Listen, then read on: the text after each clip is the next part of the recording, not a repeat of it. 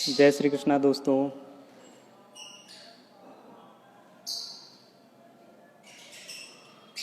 दोस्तों, प्रत्येक लाइव की तरह हम आज अपने लाइव सेशन में श्री कृष्णा सीरियल में पांडवों की माता कुंती का किरदार निभाने वाली अभिनेत्री लता हया जी को बुलाया है। बहुत सारे लोग जुड़ रहे हैं। रोज श्री मृदुला भाई, कैसे हैं आप? सांभवी बहन, मेरी वॉइस आ रही है? एक बार आप लोग क्लियर कीजिए। क्या मैम ने कर दिया अपडेट? हाँ हाँ, हेलो मैम। मैम ज्वाइन हो चुकी हैं। हम अभी को रिक्वेस्ट कर रहे हैं ज्वाइन होने के लिए।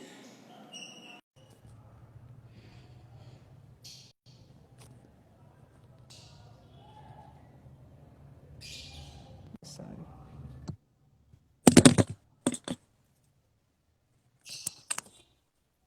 मैम, हमारे लाइव सेशन में आ चुकी हैं। हेलो जय श्री कृष्णा अनुराग। मैम। Hello ma'am. नमस्ते। आई एम रियली नमस्ते। Very very sorry. और अपने अरे नाम सुनने वालों से भी मैं माफी चाहती हूँ, माजरत चाहती हूँ।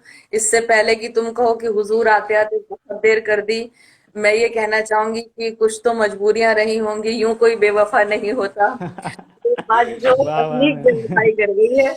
और मैं झूठ नहीं अरे बोलूंगी, मेरे जहन से भी निकल गया था। मैं 6:30 सोच रही थी कि 6:30 का है, लेकिन जहन से निकल गया, तो मेरे जहन ने भी आज बेवफाई कर दी। तो मुझे बहुत सुनने वालों से माफी मांगने अरे में कोई हया नहीं आती। अब अपनी बात शुरू कोई करें। कोई बात नहीं मैम। देर से आई दुरुस्त आई। दर्शकों को बस आपके दर्शन ही मिल जाएंगे, वही काफ़ी है। इतने थैंक दिनों यू। से आपको, जी जी, आपको टीवी में देखते आए हैं। करीब मैम 8 महीने से श्री कृष्णा सीरियल चल रहा है। जी। और श्री कृष्णा को दर्शकों का बहुत प्यार मिला है। और कल लास्ट एपिसोड हुआ तो बहुत से लोगों को दुख हुआ कि रोज हम्म। 9 बजे रोज आता था कंटिन्यू, 9 से 10। हम्म। जी जी। हम्म। तो आज से बंद हो गया, मगर उन लोगों का जो दुख हुआ है तो आज हम्म। हमारे लाइव सेशन में माँ कुंती को देख के कम हो जाएगा। जी जी। जी जी। हम्म। और हम कैसे हैं आप? मैं बिल्कुल ठीक हूँ। जैसे सब लोग हम हैं बहुत इन दिनों में ऐसे हालात में, वैसी मैं भी हूँ। हम बहुत खुशी हो रही है आपको देखकर लाइव सेशन में। और शुक्रिया। आपका एक बार फिर से स्वागत है हमारे लाइव सेशन में। बहुत बहुत शुक्रिया, धन्यवाद। नीचे कमेंट आ जी। रहे हैं, एक आया है प्रणाम बोल रहे हैं आपको। प्रणाम। हम्म। जी जी। जी। जी जी। मैम, फिर हम आप स्टार्ट करें लाइव सेशन, जो क्वेश्चन हम पूछते बिल्कुल, हैं। मैं हाजिर हूँ। बिल्कुल। ले, आज खुद को बहुत मैं तेरे हवाले करती हूँ। ये देखना है कि तू क्या सलूक करता है। तो मैम, आप लोगों के हवाले से बिल्कुल शुरू कीजिए। वाह वाह मैम, बहुत आनंद आएगा लाइव सेशन में। बिल्कुल। अ, जी जी। मैम, मेरा सबसे पहले एक क्वेश्चन है कि आप कला के क्षेत्र में कैसे आना हुआ आपका? कैसे रुचि हुई? दरअसल मेरे खून में भी है। क्योंकि जी जी। मेरी मम्मी बहुत अच्छी, उनकी आवाज बहुत अच्छी थी। बहुत अच्छे अच्छा। सिंगर थी। मेरे फादर बहुत अच्छा तबला बजाते थे। लिखते जी बहुत जी। अच्छा थे। जो मेरे मामा की तरफ का जो पूरा मुझे वो माहौल मिला है, मेरे मामा के लड़के वो थिएटर बहुत ज्यादा करते थे, नीरज गोस्वामी जी।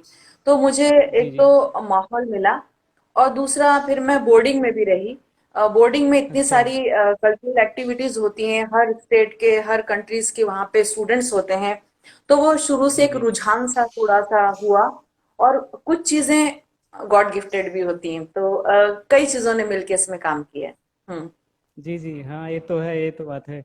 आपका हम्म। जो शुरुआती दौर था, क्या आपका घर से सहयोग था माता पिता का? नहीं, मुझे ये कहने में कोई शर्मिंदगी नहीं है कि अगर कोई मतलब उन्होंने सहयोग नहीं किया तो कोई रुकावट भी नहीं की। ये जरूर है कि जी जी। आपको माँ बाप मुझे बोर्डिंग में भेज दिया। अब मैं तो बोर्डिंग में रहती थी, अब वो मुझ पर था ना कि मैं कितनी एक्टिविटीज में पार्टिसिपेट करती हूँ या नहीं करती हूँ। या मैं कॉलेज में जी गई जी। तो उन्होंने तो भेज दिया, उनका काम वहां खत्म हो जाता है। वहां से मेरा काम शुरू होता है कि मैं कितनी जी जी। सचेत हूँ और मेरा कितना पैशन है, मेरा क्या शौक है, मैं उसको कहाँ तक आगे ले जाती हूँ। तो क्योंकि जी जी मुझे शौक था इसका कल्चरल एक्टिविटीज में पार्टिसिपेट करने का, मैं शुरू से बहुत एक्टिव रही हूँ। तो उस शौक जी को जी बढ़ावा देने के लिए रास्ता आप खुद बनाते हैं, लेकिन ये जरूर है कि ऐसा कुछ उन्होंने इंस्पायर अगर नहीं किया, बढ़ावा नहीं दिया, तो उन्होंने कोई ऐसा सहयोग भी नहीं किया जाता कि कोई चीज सिखाने के लिए कि आप ये सीखो या वो सीखो या सीखो। बस इतना ही बहुत होता है कि माँ बाप आपको रोकते नहीं है किसी काम को करने से, और बोलते हैं कि तुम्हें जैसा मर्जी है तुम वैसा जो चाहो वो कर सकते हो, अपने रास्ते बनाओ। मेरे ख्याल से ये ही बहुत काफी होता है। हम्म। जी जी। क्योंकि हम्म। ये जो कला का क्षेत्र होता है, माँ बाप सोचते हैं कि बेटा पढ़ रहा है हमारा कि ये डॉक्टर बनेगा, इंजीनियर बनेगा। और कला हम्म। के क्षेत्र में थोड़ा डर लगता है कि हो सकता है अनसक्सेसफुल हो बिल्कुल। जाए। जी जी, बिल्कुल। जो माँ बाप का सपना है वो टूट जाए। जी जी। जी। इसीलिए। हाँ। नहीं, ये जरूर मेरे साथ हुआ। आज तो खैर माहौल बदल गया है, अब तो इतना कुछ हो चुका है कि लोग टैलेंट को, हुनर को, फन को ज्यादा इम्पोर्टेंस देते हैं। और मेरे ख्याल से जी देना जी। भी चाहिए। सरकार ने भी सिलेबस में और उसमें चेंज किया है कुछ। उन्होंने कहा है कि आप अपने मतलब किसी भी सब्जेक्ट के अलावा और जो कोर्सेज हैं उसके अलावा आप अपने हुनर को जो है वो बढ़ावा दीजिए, आप अपने शौक को जो है उसको पालिए। और कंपलसरी कर दिया है कि आपको साथ में एक चीज को लेकर चलना पड़ेगा। पहले ऐसा नहीं जी जी। होता था, लगता था कि बस आप डिग्री हासिल कर लो, आप तो साइंस में होना चाहिए या मतलब आर्ट्स में होना चाहिए, कॉमर्स में होना चाहिए, आपको वो सब्जेक्ट पढ़ने हैं, पॉलिटिकल साइंस और हिस्ट्री और ये सब मैथ्स। तो ये जरूर था जी जी। कि मुझे म्यूजिक का शौक था, ये मुझे बताने में बिल्कुल भी हर्ज नहीं है। मैं बहुत बचपन से गाने गाती थी, और मैं बोर्डिंग में भी थी, तो मुझे खड़ा कर दिया जाता था, कुछ सीखा नहीं था मैंने। लेकिन उस अच्छा वक्त अच्छा। सब्जेक्ट सब्जेक्ट कंपलसरी होता था म्यूजिक का, हमारे ऐसा रहता था फिफ्थ से लेके एट्थ तक। तो उसमें ये हुआ अच्छा था कि मेरी आवाज सुन के मुझे मतलब जो है रागों के प्रोग्राम में स्टेज वगैरह पे खड़ा कर दिया जाता था। और मैंने एट्थ में फर्स्ट ईयर गंधर्व कर लिया था। लेकिन ये हुआ कि जब नाइन्थ में जब सब्जेक्ट, जब आपको वो चुनने की बारी आई, और जब मैंने म्यूजिक लेने की कोशिश की, उस वक्त मेरे फादर ने मुझसे म्यूजिक छुड़वा दिया। मैंने म्यूजिक सब्जेक्ट लिया था, उन्होंने बोला था कि नहीं, ये म्यूजिक व्यूजिक क्या होता है। तो उन्होंने हिस्ट्री अच्छा। दिलवा दी। और मेरी मदर ने भी कोई ऐतराज नहीं किया। तो क्या होता है, बच्चा होता है छोटा।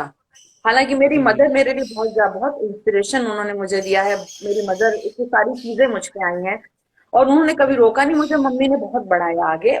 लेकिन ये है जी कि उस वक्त अगर आप किसी चीज को पर ऐतराज नहीं करते, और आपको मालूम है, और आप अगर अपने बच्चे के हुनर को कम आंकते हैं, या जैसे मेरी मम्मी बहुत अच्छा गाती थी, लेकिन शादी के जी बाद जी। ये हुआ कि उनका तानपुरा मैंने ऊपर किचन में लटके हुए देखा है, वो वैसा लटका हुआ था। मेरी मम्मी उस वक्त अंग्रेजों के टाइम पे, उन्होंने, उनको गोल्ड का सिक्का जो इनाम में मिले होते हैं वो तब उनको अच्छा मिला था अच्छा। गाने की। तो उनको लगा कि मैं नहीं कर पाई तो ये भी नहीं कर पाएगी।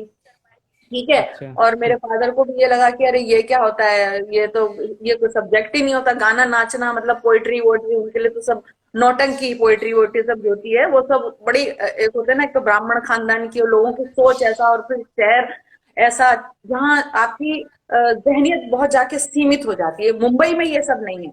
तो उस वक्त उनको लगा जी कि जी जी। नहीं, म्यूजिक छुड़ाओ।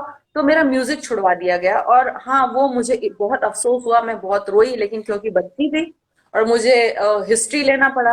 न केवल मैं, मेरे साथ के सारे स्टूडेंट्स को, जो हमें भट्ट साहब एक उस वक्त म्यूजिक सिखाया करते थे, मैं बनस्थली विद्यापीठ में पढ़ी हुई हूँ, जो राजस्थान का बहुत बड़ा एक बोर्डिंग माना जाता है। उन्होंने जी बहुत जी। अफसोस जाहिर किया था कि मुझे इसके म्यूजिक छोड़ने में बहुत अफसोस हुआ। तो वो आज तक मुझे इस बात का अफसोस है, क्योंकि उसके बाद फिर क्या होता है, एक वक्त होता है आपका, निकल जाता है, एक शौक होता है, दिल टूटता है, फिर नहीं सीखा। और बस जी ये है कि उसकी मेहरबानी है कि मैं मुशायरों में जाके, मेरा गला अब शायरी के काम में आ रहा है, सीखा हुआ नहीं है, लेकिन उसने थोड़ा सा इस काबिल बनाया हुआ है कि मैं तरन्नुम से भी अपनी बात लोगों तक पहुंचा सकूं, और घर में गा के अपना शौक पूरा कर लेती हूँ, सुन के अपना शौक पूरा कर लेती हूँ। लेकिन अगर मेरा म्यूजिक नहीं छुड़ाया होता तो शायद मैं संगीत के क्षेत्र में कुछ किया होता मैंने, जरूर। हम्म। जी जी। क्योंकि हम्म। डर लगता है ना अनसक्सेसफुल ना कहीं मिल जाए बच्चे को, इसीलिए। और कोई हम्म। बात नहीं। जी जी। नहीं नहीं, मैं इस बात को बिल्कुल नहीं मानती हूँ। आपको दो चीजें अपने साथ रखनी चाहिए। आप पढ़ाई भी कीजिए, लेकिन साथ में अपने हुनर को बढ़ावा दीजिए, दो चीजें जी हमेशा जी। साथ में लेकर चलनी चाहिए, और इसमें कोई बहुत वक्त नहीं लगता। आप जैसे दूसरे कामों के लिए इतना टाइम निकालते हैं, आप कैसे भी एडजस्ट करते हैं, तो आपको 1 और 2 घंटा अपने टैलेंट के लिए निकालना चाहिए, और उससे जी कोई जी भी फर्क नहीं पड़ेगा। जैसे मुझे लोग बोलते हैं कि मैं जैसे थिएटर करती थी, या अभी मैं पोइट्री के फील्ड में आ गई, या मैं न्यूज रीडिंग करती थी जयपुर में, तो मुझसे लोगों ने बोला कि अरे ये सब काम कैसे करते हैं, मतलब एक ही काम करना चाहिए। नहीं, आप पढ़ते हुए क्यों एक नहीं निकाल सकते? अगर हम 1 घंटा वक्त बर्बाद कर सकते हैं बाहर जाकर खेलने में, या गपबाजी में, या ऐसे ही घूमने फिरने में, तो हम खुद को क्यों नहीं दे सकते? वो 1 घंटा आपके निकालने के लिए बहुत आसान होता है, 24 घंटे होते हैं दिन में, और हम जी 1 घंटे जी अपनी नींद भी कम ले सकते हैं।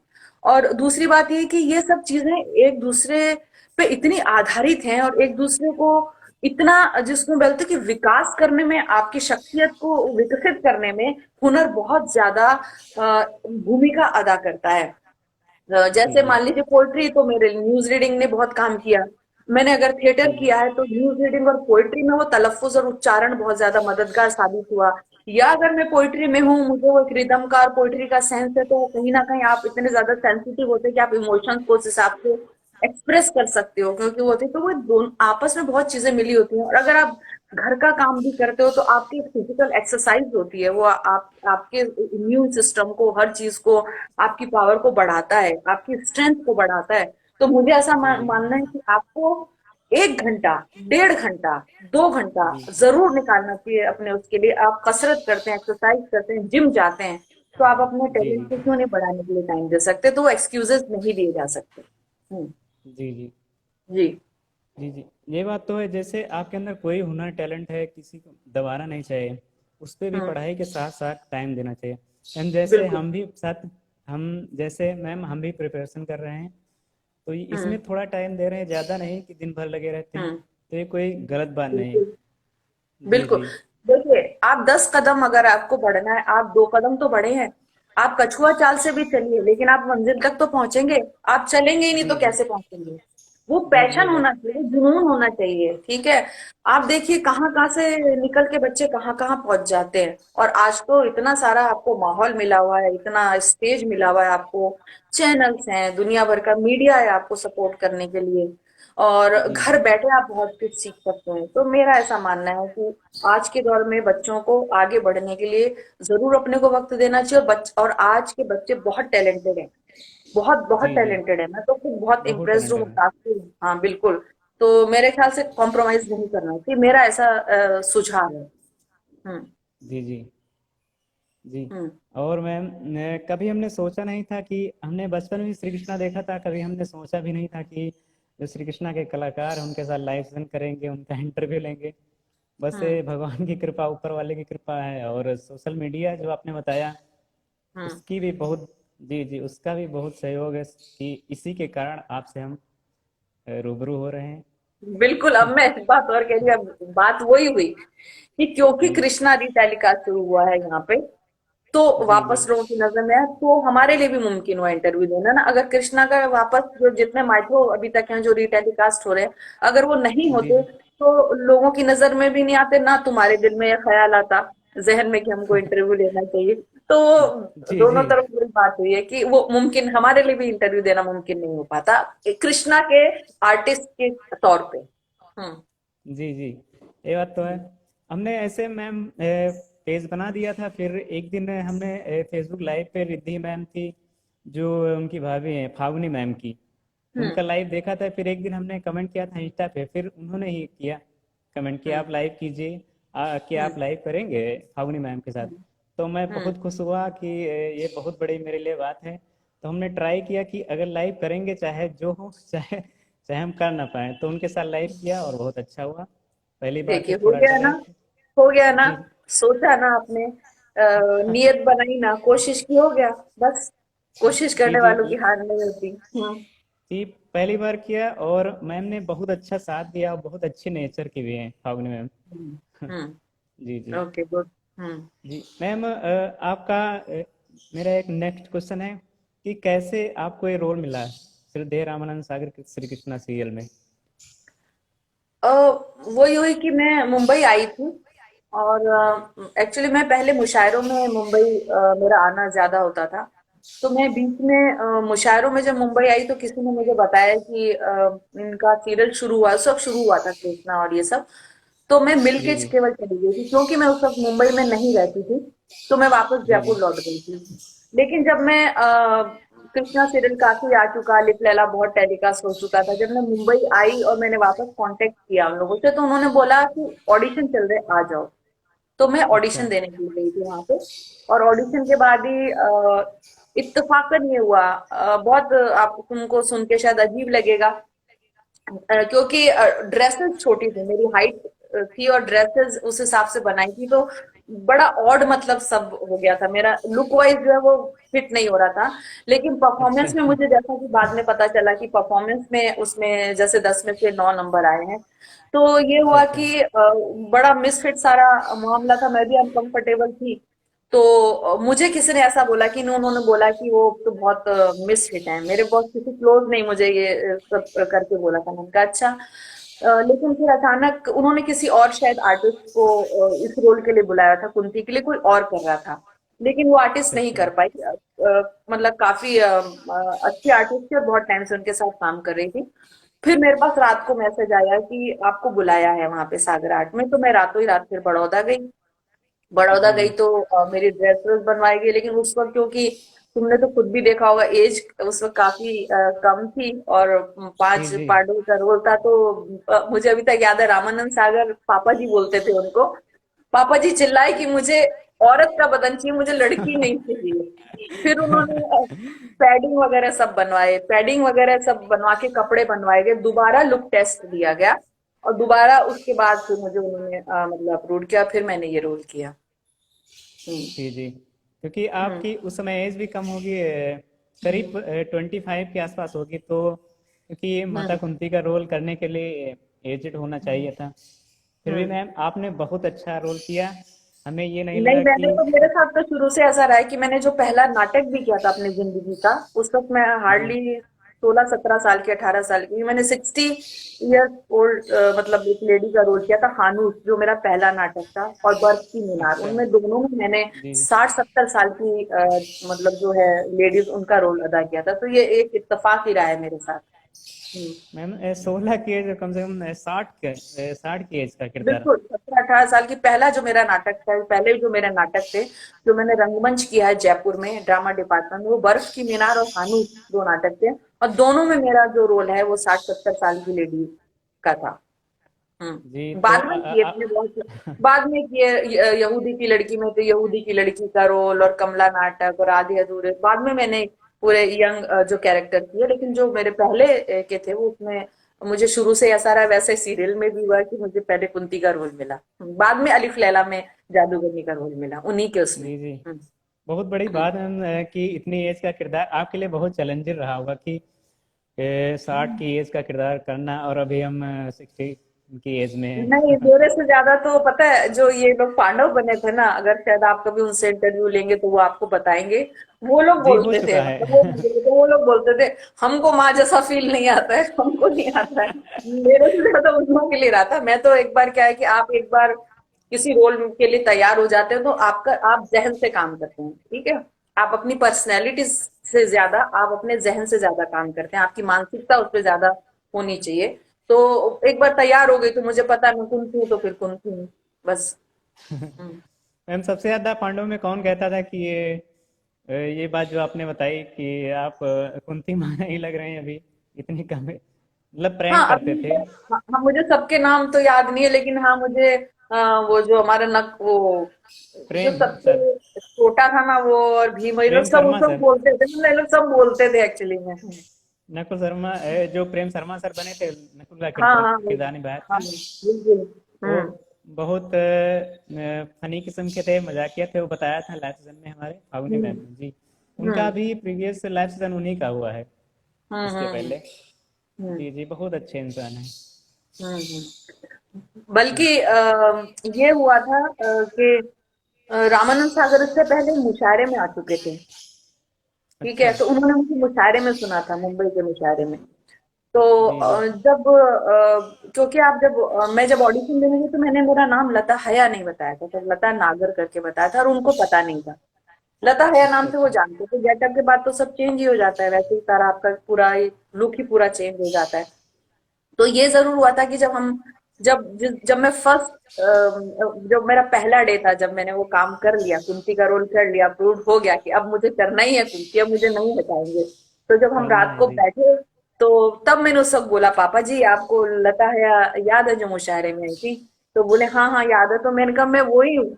तो पापा जी ने उस वक्त बोला, अरे तो मुझे बताना था, मतलब ऐसे तूने मुझे बताना था, मुझे ऑडिशन ही नहीं लेना था, उन्होंने ऐसे बोला। तो मैंने कहा नहीं, जी फिर जी। गलत, फिर मतलब ये गलत हो जाता ना, मैं जस्टिफाई कर सकती खुद के रोल को। और मुझे लगता है कि आपने मतलब ऐसे ही मतलब लिहाज कर दिया या मुझ पे वो एहसान कर दिया, मेरा फेवर कर दिया। अब मुझे भी जी खुद को अच्छा लगेगा करने में। तो ये बड़ी कुछ इंटरेस्टिंग सी बातें हुई थी, पर उन्होंने सीरियसली बात को बोला कि अगर तुम कहते तो मैं ऑडिशन नहीं लेता, मैं पहले ही बुला चुका होता। तो सो नाइस ऑफ हिम। जी जी। मैं जो श्री कृष्णा में कुंती माँ का किरदार मिला, तो इसके हम्म। पहले आपने अलिफ लैला में मल्लिका हमीरा का किरदार किया था। नहीं, मैंने बाद में किया। उस उसके बाद किया। अच्छा। उसके बाद में किया, पहले मैंने कुंती का रोल किया है। और अच्छा कुंती अच्छा के पहले। बाद मैंने छोटा रोल किया एक्चुअली उनके उसमें। जब अलिफ लैला आता था ना, तो अलिफ लैला में मैंने पहले छोटा मीन्स जैसे अलग अलग कहानियां होती है ना, तो एक जी कहानी जी जी। में छह छोटी सात दिन कहानी का में। केवल काम किया था।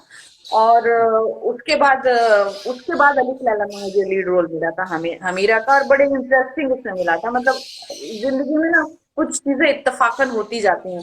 और मेरी जिंदगी की हर जो घटना है, मतलब हर जो अब कहीं भी कुछ आना है या जो होता है मेरी जिंदगी में, वो जी इतने जी। घुमाव फिराव के साथ होता है कि बाद में वो अपने आप में एक इंटरेस्टिंग एक इंसिडेंट होता है, घटना होती है। मैम, हम्म। आपसे पूछना है कि जो मल्लिका हमीरा के किरदार निभाया था आपने, तो ये हम्म। नेगेटिव किरदार था क्या? हमने हाँ यूट्यूब बिल्कुल पे निगेटिव देखा। था। निगेटिव था। अच्छा अच्छा जी। हम्म। वो हमने स्टोरी और पर भी कुंती लगाया। बिल्कुल पॉजिटिव, कुंती बिल्कुल उसके अपोजिट था, बिल्कुल मुख्तलिफ किरदार हाँ था, बिल्कुल।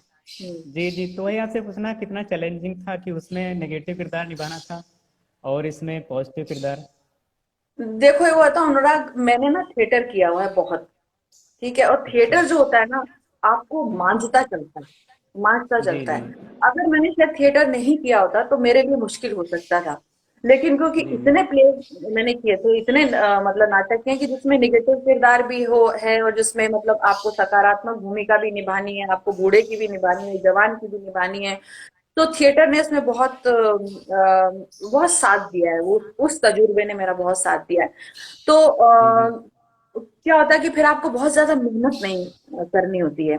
आप जैसे कुछ किरदारों को निभा चुके होते हैं ना, तो आप यूं पकड़ते हो जज करके। इसीलिए क्यों आपको ये कहा जाता है कि आप ट्रेनिंग लीजिए या आप ऑडिशन की तैयारी करते रहिए, क्योंकि अ, एक एक बेसिक जिसको बोलते हैं ना फॉर्म होता है, मतलब कि अगर निगेटिव कैरेक्टर में कुछ चीजें आपको चाहिए और पॉजिटिव में कुछ चीजें आपको चाहिए। बाकी उसके बाद डिपेंड करता है आपकी स्क्रिप्ट पे, आपके बैकग्राउंड पे, कि आपको कैसा कैरेक्टराइजेशन करना है। लेकिन कुछ चीजें होती है जो बेसिक रहती हैं। तो उसमें ये हुआ था कि मुश्किल इसलिए नहीं पड़ा था मुझे कि जब मैंने फोटो सेशन कराया मुंबई में, पहला फोटो, उस जी वक्त जी। तो फोटो सेशन कराना बहुत जरूरी होता था ना, आपकी फोटोज पहले पहुंचती थी प्रोड्यूसर्स के पास। आज की तरह नहीं है जी। कि वीडियो भेज दिया या घर बैठे भेज दिया। तो फोटो सेशन कराया तो आप हर तरीके का करवाते हैं, आप निगेटिव लुक वाला भी करवाते हैं, पॉजिटिव भी कराते हैं, यंग भी कराते हैं ना, आप घरेलू भी कराते हैं, मॉडर्न भी कराते हैं। तो मैंने एक मतलब निगेटिव किरदार के हिसाब से, अब तुमको इंटरेस्टिंग लगेगा, मैंने एक ऐसे कमर पे हाथ रखते हुए ब्लैक बिल्कुल मैंने ओवर कोट पहने और एक भाव ऊपर चढ़ा के मैंने फोटो सेशन कराया था ऐसे। और जब मैं वो फोटोज लेके आ रही थी, तो वहां पे आनंद सागर जी खड़े हुए थे, उनकी गाड़ी खराब हो गई थी, तो आनंद जी और उनकी वाइफ अच्छा। खड़े थे, मैं वहां से निकल रही थी उनके घर के सामने से। तो उन्होंने मुझे जी। कहा कि अरे यहाँ से कहाँ से जा रही है? तो मैंने कहा मैं फोटो सेशन करवाती हूँ। तो बोले चलो चलो अंदर दिखाओ कौन सी फोटोज।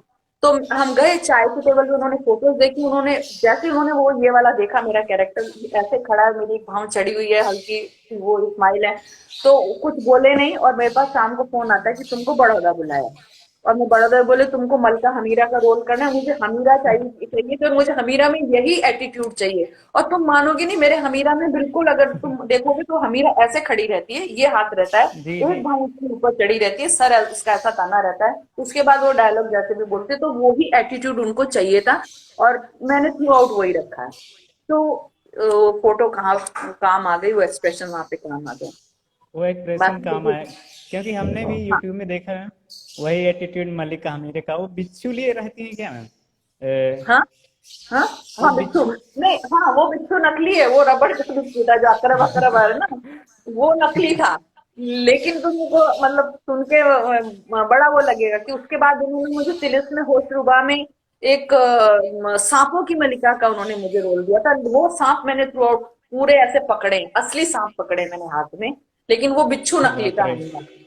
सब तरह के अच्छा। सांप पकड़े, इवन आसाम का भी मैंने सांप पकड़ा ग्रीन वाला, पर मैं ऐसे पकड़े ही रहती थी उस सांप को ऐसे हाथ में। लेकिन जो बिच्छू था वो नकली था, वो अकरब तो रबड़ का था वो। स्टार्ट में मैम डर लगा होगा, जो सांप पकड़ाया होगा देखे होंगे, अरे।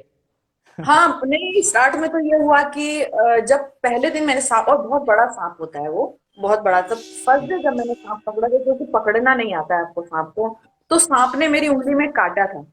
और ये अच्छा। सीन है, अभी फोटोज शायद वहां पे भी होंगे, मेरे फोटोज तो कुछ बारिश वगैरह में बहुत डिस्ट्रॉय हो गए, लेकिन शायद निकल जाएंगे। मोती सागर जी ने उस वक्त बिल्कुल वैसा ही सीन हुआ था जैसे हम लोग फिल्म में देखते हैं, कि उन्होंने बकायदा ऐसे दांत से मतलब खून निकाल के उन्होंने फेंका था मेरे उसमें। और उसके बाद ये हुआ कि काटा, लेकिन क्या मैंने ना सीन पूरा कर दिया, शॉट पूरा दे दिया, जब उसके सांप ने ऐसे काटा था इस वाली मेरी उंगली में, मैं पकड़े रहती थी, सीन जी पूरा जी। दे दिया। उसके बाद वो लोग चिल्लाए कि अरे बोलना चाहिए था, काट गया, मोती जी ने खून निकाल के फेंका। डॉक्टर को बुलाया गया, हालांकि वो पालतू था, उससे निकले होंगे, लेकिन वो हुआ क्योंकि कोबरा था, ठीक है, तो उसका थोड़ा बहुत अच्छा। वो रह जाता है। तो मुझे इंजेक्शन दिया गया, मुझे दवाइयां दी गई, उस दिन फिर शूटिंग नहीं की गई, शायद इन लोगों को सबको पता होगा। फिर नेक्स्ट डे किया, वो किया गया, तो ये है। फिर उसके बाद डर निकल गया। और क्या होता है कि मुझे जैसा उन लोगों ने बताया कि सांप आपकी बॉडी की स्मेल को फिर वो भी पहचान जाता है, सांप। अच्छा। तो वो जो बड़ा जी वाला जी, सांप पहचान। था कोबरा, वो तो मेरे हाथ में आते लिटरली सो जाता था, और मुझे पकड़ने की स्टाइल भी पता चल गई थी उसकी। तो मैं उसको पकड़ लेती थी, वो बस इजीली सो जाता था। उसके बाद जितने भी सांप मैंने पकड़े हैं, बहुत सारे सांप पकड़े, इवन ग्रीन कलर का पतला सा सांप आसाम का जो होता है जो बहुत खतरनाक, उसको भी मैंने पकड़ा है। उसके बाद एक और भी सीरियल मैंने किया था, जरा सी जिंदगी, उसमें भी सांप पकड़ने की नौबत आई थी। निगेटिव कैरेक्टर था, मैं मेरी बहू को सांप से डसवाती, तो मैंने इजीली पकड़ लिए थे सांप को, वो पिटारी आराम से फेंक दिया था उसको रूम में। हुँ। जी जी, जय संतोषी माँ में भी हमने देखा है आपका हाँ, नेगेटिव किरदार था। हाँ, जी जी। हाँ, बड़ी बहू का सबसे बड़ी एटीट्यूड। बहू। हुँ। जी जी। बहुत किए, उसके बाद तो बहुत किए, सवेरा में भी अभी ऑन एयर है, सवेरा भी उसमें भी मैंने नेगेटिव किए। उसके बाद बहुत किया, अमानत में भी एक तरीके से मतलब थोड़ा कॉमेडी थी, लेकिन थोड़ा नेगेटिव भी था। हुँ। जी जी। कश्मकश और और कसक को मैंने बहुत नेगेटिव रोल किए फिर मैंने। हुँ। जी, और वो मेरे घर आई एक नन्ही परी में भी है, उसमें कैसा रोल था, हुँ। नेगेटिव या पॉजिटिव? हाँ, मिला-जुला ही था, मतलब एकदम बिल्कुल, लेकिन कस्तूरी में नेगेटिव था। बालाजी के कस्तूरी अच्छा। में नेगेटिव रोल था। हुँ। जी जी। मैंने हुँ। उसमें देखा था मैम, जय माँ संतोषी में तो बहुत अच्छा हुँ। लगा था, एटीट्यूड वाली हुँ, सास हुँ, सास हुँ। किरदार था ना मैम आपका? हाँ, हाँ, नहीं आप तुम जो कसक और कशमकश जो सीरियल डीडी पे आते हैं, शायद अभी भी टेलीकास्ट हो रहे होंगे, उसमें तो टोटली जी नेगेटिव है, उसमें तो लुक भी पूरा ऐसा है, और उसमें टोटली बहुत ही खतरनाक ही नेगेटिव है। हम्म। जी जी जी। क्या होता है, आप मैम जब कुछ इंडियन वो पहन पान के करते हो ना, ड्रेस पहन के करते हो, तो फिर भी आप कहीं ना कहीं थोड़े सोबर मालूम होते हो, उतने नेगेटिव मालूम नहीं होते, केवल जब आप बोलते हो तो नेगेटिव मालूम होते हो। लेकिन जब आपको गेटअप भी पूरा ऐसे दे दिया जाता है कि लेंस लगा दिए खतरनाक और बाल बना दिए खतरनाक और ग्लैमरस पूरा दे दिया, फिर उसके ऊपर डायलॉग भी बोलना है, वो ज्यादा खतरनाक, वो बड़ा विषैला मालूम होता है। हम्म। जी जी, मलिका हमीरा जैसे था किरदार। हम्म। जी। हम्म। मैम, श्री कृष्णा सीरियल की ओर हम फिर से चलते हैं मैम। हाँ। जो प्रभु श्री कृष्ण का किरदार निभाया था हम्म। सरदोन बनर्जी जी जी, हम्म। उनके साथ आपकी कैसी बॉन्डिंग थी और उनके साथ अच्छी कैसा थी, एक्सपीरियंस रहा? सब अच्छी थी, बहुत अच्छी थी, और सबके साथ ही अच्छी थी। एक्चुअली हम लोगों ने जो वहाँ पे बड़ौदा में लक्ष्मी स्टूडियो में जो हमने काम किया है, जितने साल भी हमने काम किया है, हम लोग की सबकी इतनी अच्छी बॉन्डिंग थी, और हम लोग एक परिवार थे। हमने इतना एंजॉय किया वहाँ पे कि मैंने शायद उसके बाद जहाँ भी काम किया इतना कहीं पे भी एंजॉय नहीं किया। और जितने मजे आए पूरे घर जैसा मालूम होता था। सब बहुत काम के बाद सब बहुत मस्ती करते थे, मजे करते थे, और इवन उसमें हमारे प्रोड्यूसर डायरेक्टर भी शामिल होते थे। जी जी, अच्छी ये बात बात है, जित किसी से कोई दुश्मनी, कोई नफरत, कुछ भी ऐसा, कोई भी लड़ाई झगड़ा नहीं था। जी जी, जितने मैम श्री कृष्णा के एक्टर हैं और एक्ट्रेस, मैंने अभी जितना इंटरव्यू किया, वो सभी बताते हैं कि एक फैमिली जैसा माहौल था। बिल्कुल और बिल्कुल। मुझे लगता और है हम मैम लोग अभी तक आपके। मिस करते हैं, हम लोग अभी तक मिस करते हैं उस माहौल को, उस एटमॉस्फेयर को। दूसरी बात कि मुंबई में आने के बाद, क्योंकि हम जी जी आउटसाइडर थे, हम नए थे, बाहर आए। और आपको अगर जी बाहर से आने के बाद पहला ही प्रोडक्शन हाउस अगर आपको ऐसा मिल जाता है, हालांकि मैंने उससे जी पहले किया था चोपड़ा, दिया चोपड़ा के उसमें मैंने एक छोटा सा रोल किया था कानून में, और चंद्रकांता उस वक्त आता था, तो मैंने एक दिन का छोटा सा काम किया था कि आपको जब जमना होता है तो काम मिलता है तो आप नेचुरली करते हो।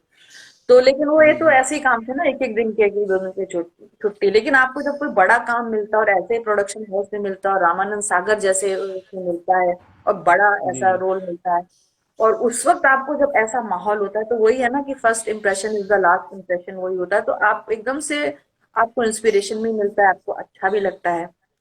तो इसलिए जी जी वो भी एक जिसको देखा जाए तो बहुत बड़ा हाथ रहा है उस सागर आर्ट का मुंबई में टिकने में, मेरे मुंबई में टिकने में। हम्म, जी जी मैम अभी हम्म। बताया कि बहुत से लोग जो श्री कृष्णा के एक्टर थे तो अब भी मिस करते हैं मैम। अभी किसी के कांटेक्ट में है, किस किस के कांटेक्ट में? ये शांभवी बहन और कनक बहन का क्वेश्चन था। नहीं, किसी के भी एक्चुअली अभी कुछ सालों से तो ऐसा हो गया कि 5-6 साल से तो मतलब मैंने थोड़ा काम भी छोड़ दिया था, क्योंकि मैं दूसरी तरफ इतना ज्यादा इन्वॉल्व हो गई थी। और ये एक ह्यूमन नेचर है, और इसको मानने में कोई शर्मिंदगी भी नहीं होनी चाहिए कि out of sight out of mind वाली बात हो जाती है। तो हम लोग जब तक जी जी शुरू में जैसे काम करते हैं, ये हर उसके साथ होता है। जैसे बाद में अमानत भी किया, तो एक बार खत्म होने के बाद इंसान साल भर तक ये कि एक दूसरे से जुड़ा रहता है, फोन करता है, कांटेक्ट में रहता है। लेकिन बाद में सब इतने अपनी अपनी जिंदगियों में मसरूफ हो जाते हैं, अपने दूसरे काम में इतने मसरूफ हो जाते हैं, नए लोग, नया माहौल मिलता जाता है, तो आप पुराने को फरामोश करते जाते हैं। इसको एक्सेप्ट करने जी में बिल्कुल भी वो नहीं होनी चाहिए, शर्मिंदगी।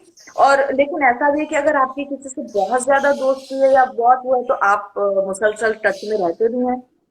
तो शुरू में जरूर रहा था, लेकिन उसके बाद धीरे धीरे धीरे धीरे कभी किसी के नंबर बदल गए, कभी फोन खो गया, कभी कुछ जहन से निकल गया।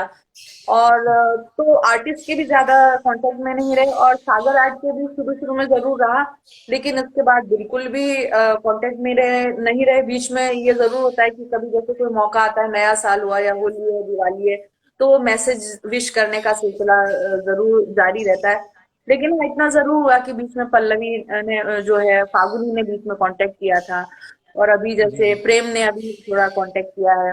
ये आनंद सागर जी जी जी जो है, बीच में कभी कभी उनका फोन साल में एक आध बार मतलब हो जाता है, बात हो जाती है, तो बस इतने रहे। लेकिन मिलना बिल्कुल भी नहीं हुआ। मैंने कोशिश भी की, अभी सोचा भी था कि मैं जाके मिलूंगी, लेकिन मिलना मिलाना किसी से भी नहीं हुआ, सालों हो गए।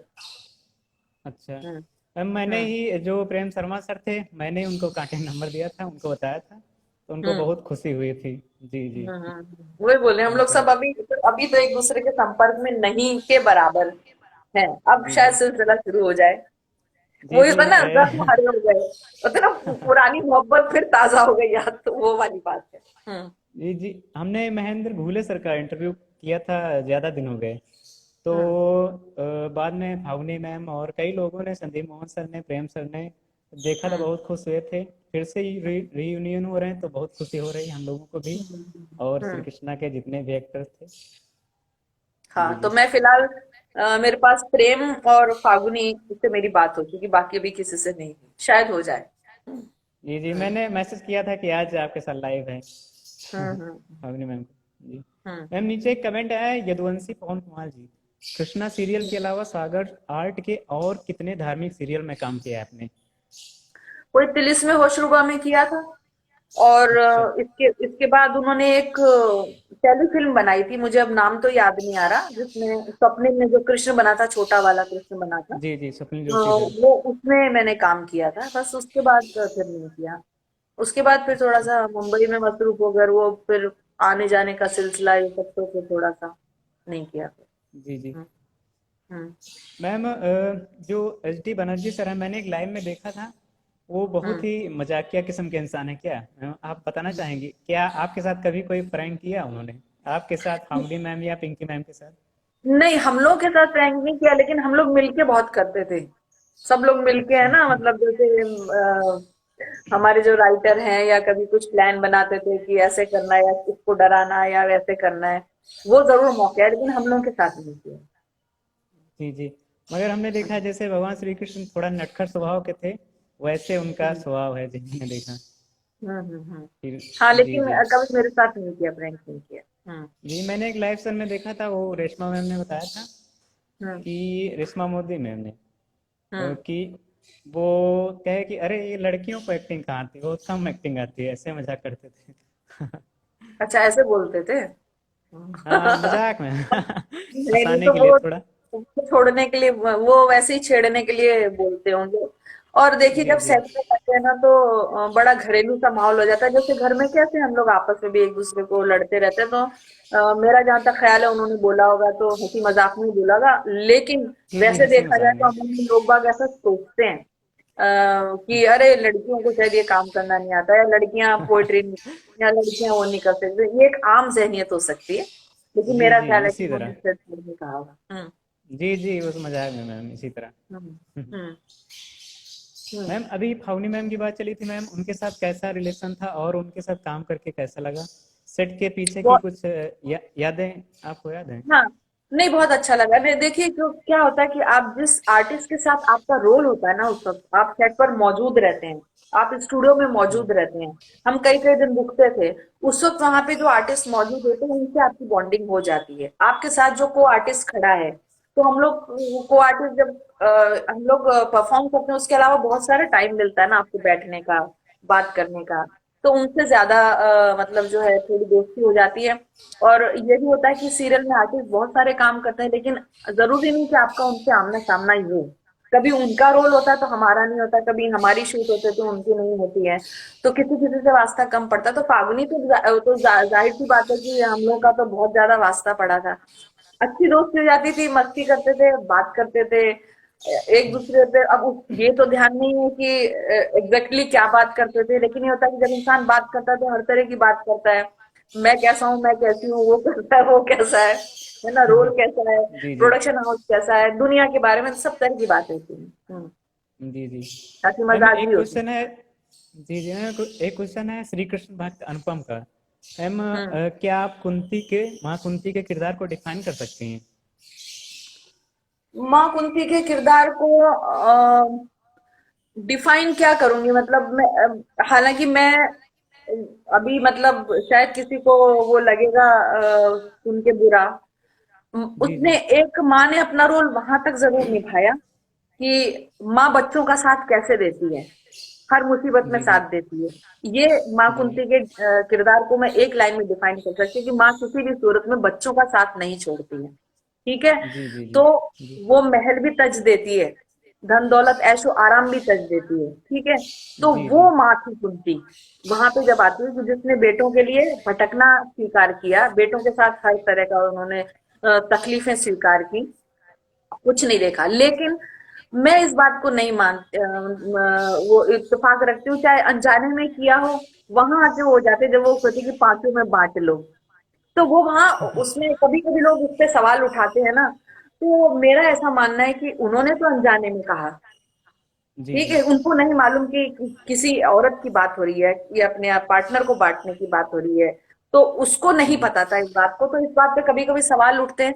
वहां मैं ये डिफाइन करना चाहूंगी कि शायद सुन के लोगों को बुरा लगे, लेकिन अगर आपके माँ बाप भी अगर कोई बात गलत बोले, और वो अगर मोरली अगर गलत है, कानूनन अगर गलत है, तो उसको बिल्कुल हरगिज हरगिज स्वीकार मत कीजिए।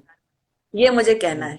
वहां तक जरूर मानिए जहां तक आप किसी शख्स के सेल्फ रिस्पेक्ट पे आंच ना आए, और इतना उसको नुकसान नहीं उठाना पड़े। लेकिन जहां कोई बात ऐसी लगे कि नहीं, ये तो स्वीकार करने के योग्य है ही नहीं, वहां उसको लकीर की फकीर नहीं मानना चाहिए, मुझे ऐसा मानना है। और मुझे ऐसा भी लगता है कि अगर उस वक्त ये पता चल गया था कि अरे किसकी बात हो रही है बांटने को, तो उस बात को वापस भी लिया जा सकता था। जी जी हर चीज पर क्यों नहीं वापस लिया जा सकता, जब आप कई चीजों को वापस ले सकते हैं। तो मेरा जी ऐसा जी मानना है कि मनवाया भी जा सकता है कि नहीं, अनजाने में कोई चीज उसको जस्टिफाई किया जा सकता था। ये बात अलग है कि फिर ये कहानी ही नहीं बनती, है ना, बनता जी ही जी नहीं, महाभारत भी नहीं होता, कुछ भी नहीं होता, फिर तो वही सब रुक जाता। लेकिन हम उसको नहीं कह रहे, लेकिन है कि जब आपको अपनी गलती का एहसास हो गया कि मुझसे बात गलत हो गई, तो आप उस बात को उस वक्त मनवा सकते हो कि नहीं भाई, अनजाने में बात निकली है, इस बात को मैं वापस लेती हूँ। जी जी। ठीक है, जैसे होता है कि हम अगर कोई कसम खाई है तो उस कसम को अगर कोई तोड़ देता है, तो कैसे, जैसे मुस्लिमों में इस्तिखारा कैसे करते हैं, कसम तोड़ते हैं तो आप कैसे करते हैं कि आप इतने लोगों को वो खाना खिलाओ या ऐसे करो या वो करो तो भरपाई हो जाती है। तो मेरा ऐसा मानना है कि माँ वहां के मजबूत हो गई बच्चों का साथ निभाने के लिए, लेकिन माँ एक औरत एक बहू का साथ निभाने के टाइम पे बहुत कमजोर पड़ गई थी, तो उसको वहां उतना भी साथ निभाना चाहिए। तो मैं डिफाइन करूंगी, एक माँ जी जी। मजबूत थी, सास कमजोर थी। One line. जी जी। माँ बहुत मजबूत थी, सास कमजोर थी। जी जी, सास कंदूर। हम्म। वो माँ कुंती के करेक्टर में हमें दिखा, जो श्री कृष्णा में हम्म। देखा। हम्म। जी जी। हम्म। मैम, आपका पांचों पांडवों के साथ कैसी बॉन्डिंग थी? और एक क्वेश्चन है जीत श्रीमाली भाई का, पांच हम्म। पांडवों में आपको सबसे प्यारा कौन था, जितने भी एक्टर्स थे? इनका एक क्वेश्चन है। नहीं, मेरी सबके साथ ही अच्छी थी, और सबकी अपनी अपनी एक वो थी। जिसको देखा है तो अर्जुन बना था, वो क्यूट था, बहुत हिंदी अच्छा था, मोहन जी, बहुत संजीदा सा था। बहुत प्यारे प्रेम इंसान। था उसमें, वो था। नकुल अपना नटखट सा था, ऐसा था ना। भीम हैंडसम अच्छा वैसे था, बड़ा डिसेंट सा था। तो सबकी अपनी जी अपनी क्वालिटीज थी, और सभी अच्छे लगते थे मुझे। टू बी वेरी फ्रैंक, मुझे सब अच्छे लगते थे, सब बहुत प्यारे थे, बहुत क्यूट थे, सब अच्छे थे, और सब मुझे, मतलब मैं अभी भी उन लोगों का सबका शुक्रिया अदा करती हूँ कि, और सब बहुत रिस्पेक्ट करते थे, बहुत प्यार करते थे। जी जी।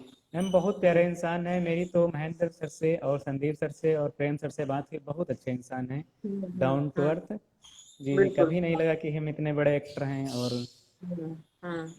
जी मैम, एक नीचे बिल्कुल। क्वेश्चन है श्री कृष्ण भक्त। मैम ये बताइए कि मेरा क्वेश्चन है कि कुंती ने क्यों लोगों को नहीं बोला कि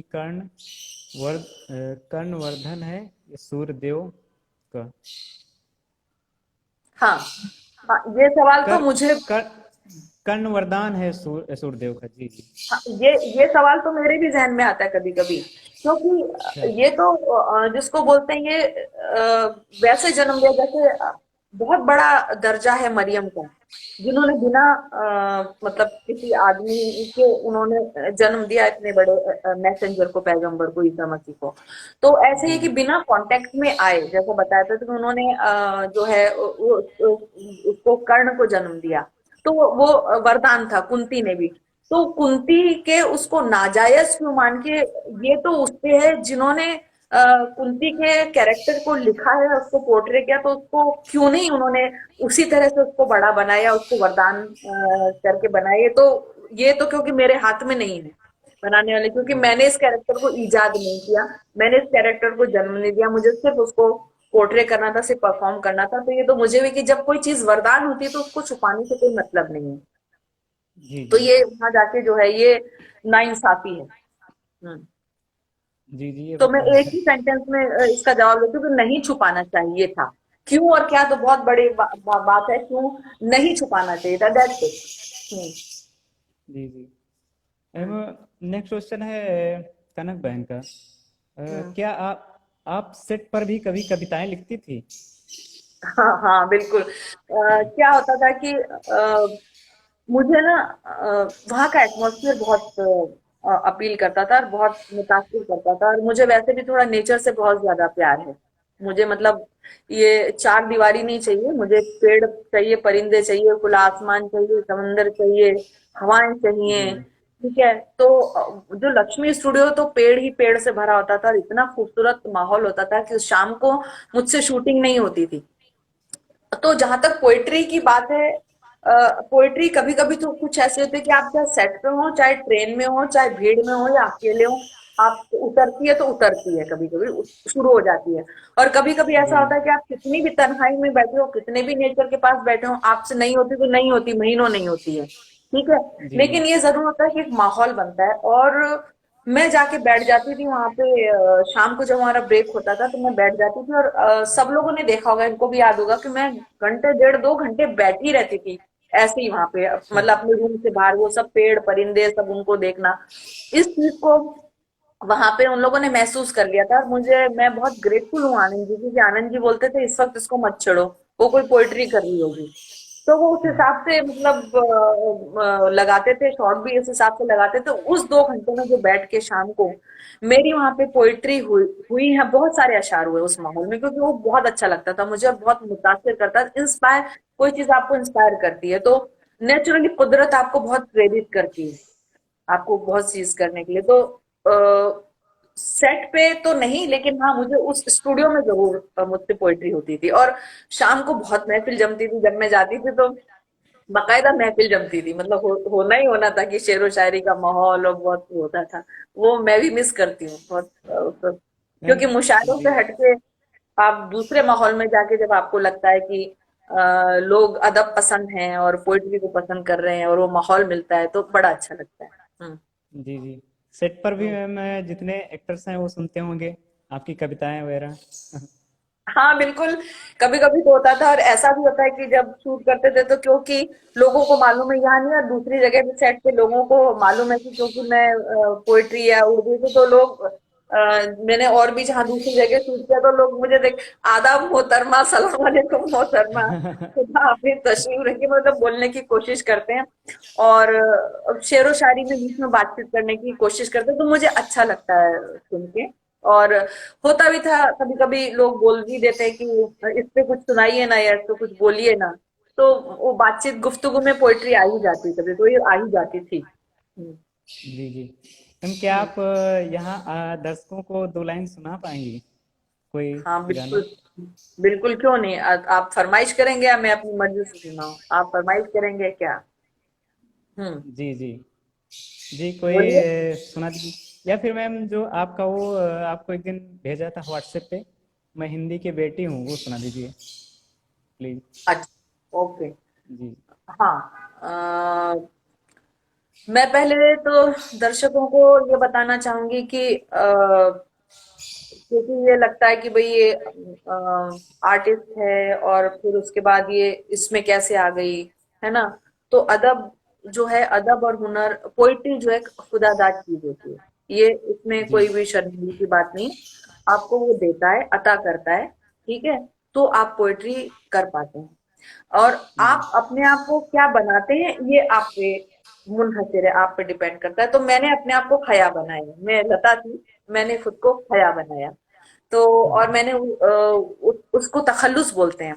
मतलब आप एक जो पेन नेम रखते हैं, वो उसको तखल्लुस जी बोला जी। जाता है, जिसको हिंदी में उपनाम कहते हैं। तो वो मैंने उपनाम रखा। और मैंने बहुत सोचा कि मैं क्या नाम रखूं, क्या नाम रखूं। तो मुझे लगा कि नहीं, नाज, अदा, ये सब थोड़ा सा वो बात नहीं रहेगी। लेकिन अगर मैं हया रखूंगी नाम, मुझे हया मेरी नजर से गुजरा तो बहुत खूबसूरत लगा। तो मुझे लगा कि अगर मैं हया नाम रखती हूँ तो मैं एक तीर से दो नहीं, मैं कई कई शिकार कर सकती हूँ। मैं तंज भी कर सकती हूँ, समाज की बात भी ला सकती हूँ, औरतों की बात भी ला सकती हूँ, अपने वैल्यूज की बात भी ला सकती हूँ। तो मैंने हया नाम रखा। लेकिन जब हया रखा तो 2 लाइन आप तक सुनाती हूँ कि 22 बोलते हैं वजह कि मैं की औरत हूँ, मेरी शर्म है मेरा जेवर। मैं की जी जी। औरत हूँ, मेरी शर्म है मेरा जेवर, बस तखल्लुस इसी 22 तो हया रखा है। तो इस वजह से मैंने तखल्लुस हया रखा। अब जैसे मैं कहती हूँ कि ना उसका जमा है ना उसकी जमी है, ना कोई मकां है ना कोई मकी है चारों तरफ बेहयाई का आलम, ठिकाना हया का कहीं भी नहीं है। तो आज के दौर में हम देखते हैं हया दिखाई नहीं देती है। तो मैं अपने तखल्लुस का इस्तेमाल करके कई चीजों को कहने की कोशिश करती हूँ। यहाँ पे जो जिस नज्म की तुम फरमाइश करो, वहां पे मैंने जबानों की, भाषाओं की बात कहने की कोशिश की है उसके जरिए। और जी भाषाओं जी। का झगड़ा हमारे मुल्क में रहा ही है, जो कि नहीं होना चाहिए, क्योंकि हिंदुस्तान की हर भाषा हमारी भाषा है। हर भाषा से हमें प्रेम है, हर भाषा एक दूसरे को समृद्ध करती है, और हर भाषा अपने आप में बहुत रिच है। न केवल हिंदुस्तान, जी बल्कि मेरा ऐसा मानना है कि दुनिया की सारी भाषाएं अपने आप में एक अहमियत रखती हैं, सबकी अपनी अपनी एक खासियत होती है। तो यहाँ भी ये जी। मुद्दा हुआ कि मैं लता और हया मैंने किया, तो लोगों को हया जो है उससे बड़ा एतराज होने लगा कि हया तखल्लुस क्यों रखा है।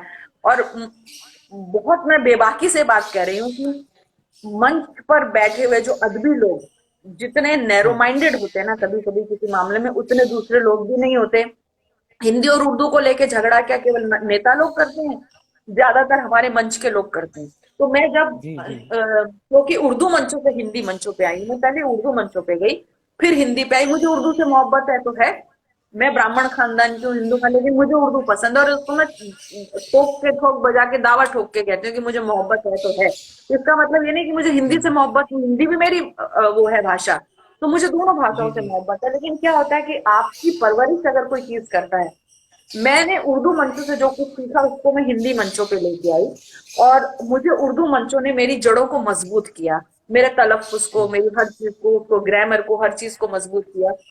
तो मेरे साथ बहुत ज्यादा भेदभाव होने लगा। लोग ये बोलने लगे कि ये हया बन के आई है, ये उर्दू की पैरवी करने के लिए आई है, ये उर्दू मंचों से आई है, ये मुसलमानों की बात करती है। तो ये बात मुझे बड़ी खराब लगी, क्योंकि मैंने महसूस किया है अदब के मंच से मोहब्बत की बात होनी चाहिए।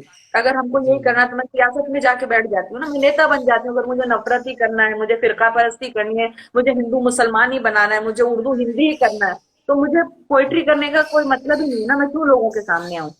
तो ये भी कहा गया कि इनको हटाओ, या इनको बोलो कि ये उर्दू की बात हिंदी मंचों से ना करें। और तो मुझे लगा जबान ऐसी है, एक दूसरे की जबान का सहारा लिए बिना आज ना हिंदी में बात की जा सकती है, उर्दू को भी हिंदी का सहारा लेना पड़ता है, हिंदी को भी उर्दू का सहारा लेना पड़ता है। आप सुबह से शाम तक एक भाषा में केवल बात नहीं कर सकते, ठीक है। हम जी और जी वही हमारी हिंदुस्तानी आज की जो बोलचाल की भाषा है, जिसको अ, अगर आप बोले कि संविधान में भी भाषा का एक मानक दर तय किया जाता है, जैसे लुगत में जी यानी डिक्शनरी में चेंजेस होते रहते हैं हर साल, ऐसे ही डिक्शनरी में जो होता है, जो तरमीम होती है, जो संशोधन होते हैं, तो एक मानक भाषा तय की जाती है। वो मानक भाषा अगर आप उठा के देखेंगे तो डिक्शनरी में, हिंदी की डिक्शनरी में उर्दू के शब्द मिलेंगे, उर्दू की डिक्शनरी में जी हिंदी के शब्द मिलेंगे, और इवन इंग्लिश के शब्द भी मिलेंगे, और इंग्लिश की डिक्शनरी में भी हिंदी और उर्दू के शब्दों को एज इट इज लिया गया कहीं कहीं। तो ये सब, इन जी सब बातों को मैंने कहने की कोशिश की। उस वक्त झगड़ा बहुत ज्यादा था,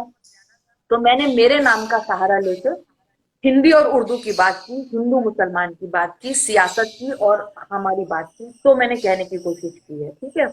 यहाँ लता जी है, जी या बात नहीं कर रही थी, यहाँ पे भाषा बात करती है, तो वो नज्म मुझ जी तक जी पहुंचा दी, जो तुम सुनने जाते हो। सुनना मेरे सुनने वालों, हम तुम सबकी तवज्जो चाहती हूँ, बहुत दिन से मेरी गुफ्तगू सुन रहे हैं आप, सुनिएगा। जी फरमाइए। मैं हिंदी की वो बेटी हूँ जिसे वाह उर्दू ने पाला है। वाह अगर हिंदी की रोटी है तो उर्दू का निवाला है। निवाला है। मैं हिंदी की वो बेटी हूँ जिसे उर्दू ने पाला है। अगर हिंदी की रोटी है तो उर्दू का निवाला है। वाला है। मुझे है प्यार दोनों से मगर ये भी हकीकत है। मुझे है प्यार दोनों से मगर ये भी हकीकत है। लता जब लड़खड़ाई है हया ने ही संभाला है। संभाला है। लता जब लड़, और ये हकीकत है। हया जी जो जी है वो शर्म है, हया वैल्यूज है, हया हमारी संस्कृति है, हया हमारे रिवाज हैं। और इस नाम का इतना असर हुआ है कि वाकई जब मैं कभी जिंदगी में कुछ भी, अगर कुछ ऐसे गलत करना होता है, तो हया कहीं ना कहीं आके हावी होती है उस पे।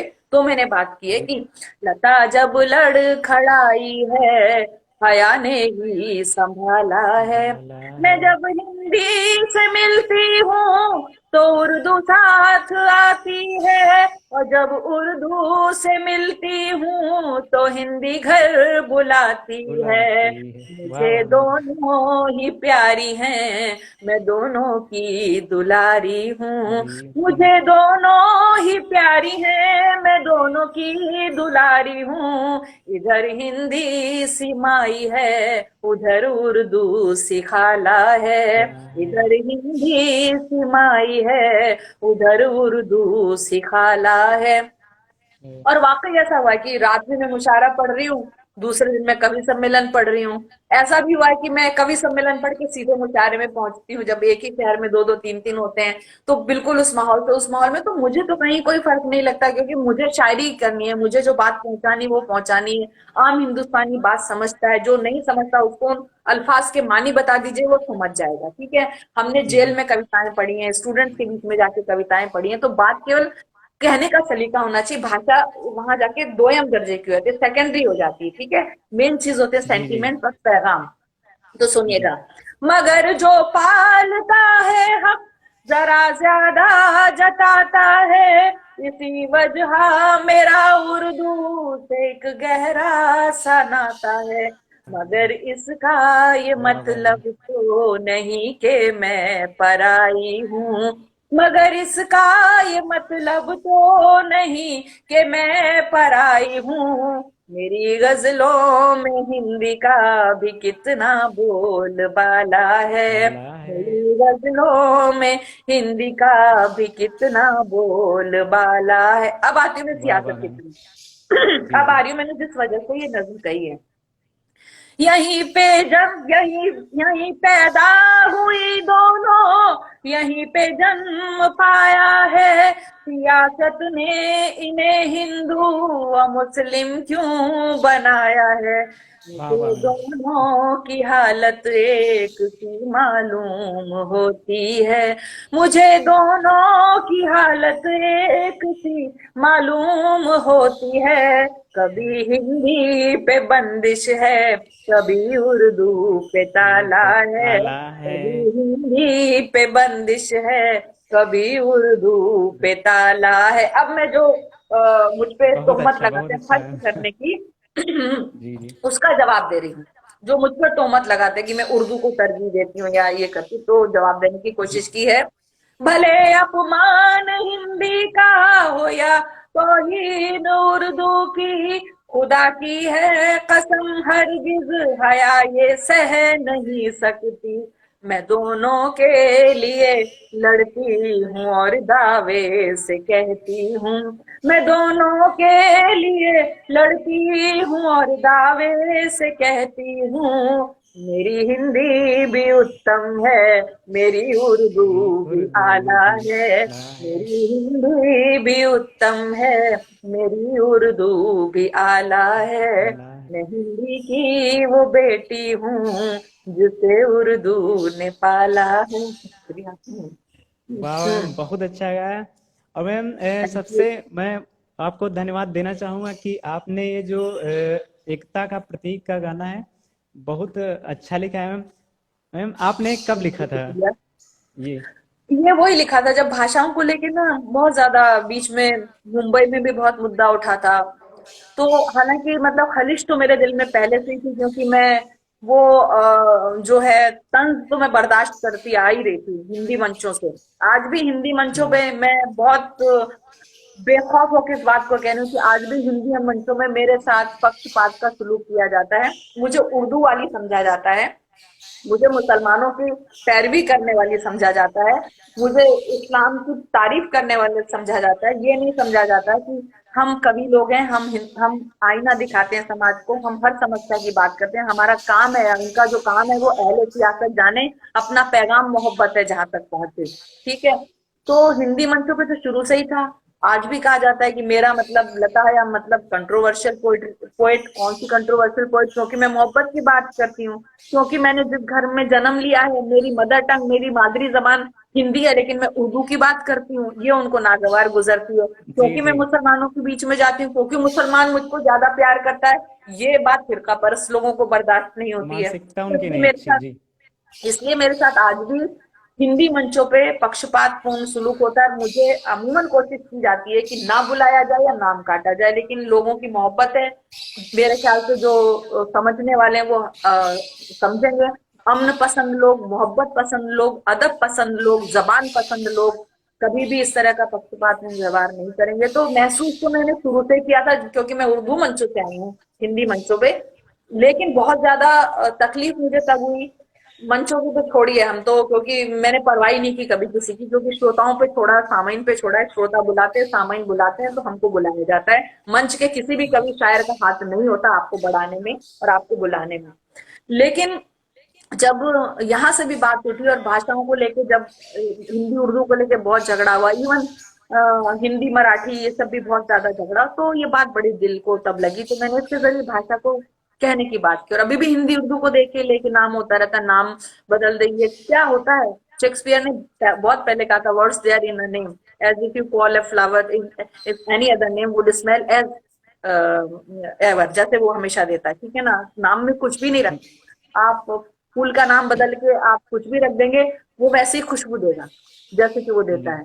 तो मेरा ऐसा जी जी मानना है, आप अगर किसी भी भाषा में मोहब्बत की बात कीजिए तो मोहब्बत की बात होगी, नफरत की बात कीजिए तो नफरत की बात होगी। नफरत आप की किसी बात हुई। शब्द जी का इस्तेमाल कैसे करते हैं, जी डिपेंड करता है कि आप उसको जी किस तरीके से इस्तेमाल कर रहे हैं। आप कभी कभी गलत शब्द का इस्तेमाल भी बहुत खूबसूरती से कर सकते हैं, बात बेसलीका हो मगर बात करने का सलीका तो हो, ठीक है। आप जी बेसलीका बात को भी सलीके से कहें। तो इसलिए मेरा ये कहना है कि भाषाओं को लेके और जात पात को लेके, मजहब को लेके अगर हम अपने दिलों में नफरत ना पैदा करें तो ज्यादा अच्छी बात जी जी मैम, है। हमने बचपन में भी एक गाना सुना था मैम। आपको दो लाइन सुनवाना चाहता हूँ, हाँ अगर सुनाइए। आपकी इधर। जी हाँ हमने जी जी मैम, हमने थोड़ा गाना सीखा भी है, 1 डेढ़ महीना फिर छोड़ दिया था, कोई समस्या बिल्कुल थी। सुनाइए, नेकी और पूछ पूछ। हम्म। जी जी मोहम्मद रफ़ी जी का गाना है। मैं हिंदू बनेगा न मुसलमान बनेगा, तू हिंदू बनेगा न मुसलमान बनेगा, इंसान की औलाद है इंसान बिल्कुल बनेगा, बिल्कुल। इंसान की औलाद है इंसान बनेगा, तू हिंदू बनेगा न मुसलमान बनेगा, इंसान की औलाद है इंसान बनेगा। Thank you ma'am. बहुत अच्छा, बहुत अच्छा, वेरी गुड। मैम तो हमने कोशिश बचपन करो। में गाना सुना था और जी जी बहुत अच्छा लगा था। और मैम हमें हाँ, भी जरा सा भी जात पात नहीं पसंद है, हमारे जितने बिल्कुल। भी दोस्त हैं हर समुदाय से हैं। जी जी। और आज हम्म, की हमने देखा राजनीति में यही लोग कर रहे हैं, जात पात बढ़ा रहे हैं, लोगों में हम्म, द्वेष बढ़ा रहे हम्म, हैं, ये अच्छा नहीं है आगे आने वाले समय के लिए। बिल्कुल सही बात है। आप जहर की खेती करेंगे तो जहरीले फल ही उगेंगे ना, तो इसलिए मेरा ख्याल है कि आज का जो युवा है उसको जागरूक हो जाना चाहिए। कम भी लोग हैं लेकिन एक मछली सारे तालाब को गंदा करती है ना। बहुत कम मैम, कम भी बहुत लोग कम। हैं, जी जी हाँ। लेकिन जो जहर का बीज जो बो गया है, जैसे बोले ना, लम्हों ने खता की थी, नूह साहब ने सदियों ने सजा पाई। तो हमने जो पहले जो खताएं की आज तक सजा भुगत रहे, तो कम से कम आज के युवा को इतना जागरूक हो जाना चाहिए कि वो, हमारे हिंदुस्तान की पहचान ही है मोहब्बत। हमारे हिंदुस्तान की पहचान ही है जो हम कि हम विभिन्नता में एकता। हमारे जी हिंदुस्तान जी के का मेन मूल मंत्र है वसुधैव कुटुंबकम। हमको उसको साथ लेके चलना चाहिए, और इसका बहुत बड़ा दारोमदार आज की युवा पीढ़ी पे है। ये तो आया राम गया राम है, सियासत जो होती है ना, आए गए। लेकिन जी अब जी जो युवा है, जो जागरूक है, नेता तो असल में वो है, देखा जाए तो मोहब्बत को जो है अपना रहनुमाई करते चलिए, बस ये मेरा कहना है। जी जी सबसे यही तो बड़ी युवाओं को मजहब सोचना की चाहिए। मजहब की है ना, जात की ना, हैसियत की है। सबसे बड़ी बिरादरी इंसानियत की है।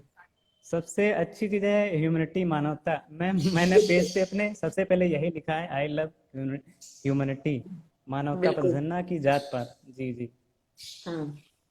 मैम बिल्कुल। कुछ क्वेश्चंस और रह गए हैं, आप हाँ बिल्कुल जवाब दें। बिल्कुल। हाँ। जी जी हम्म। मैम एक है अनुपम जी का क्वेश्चन आया था, एक आप बता भी चुकी हैं। और इन्होंने पूछा था मैम आपने पोएम लिखना कब से स्टार्ट किया, पहली पोएम कब लिखी।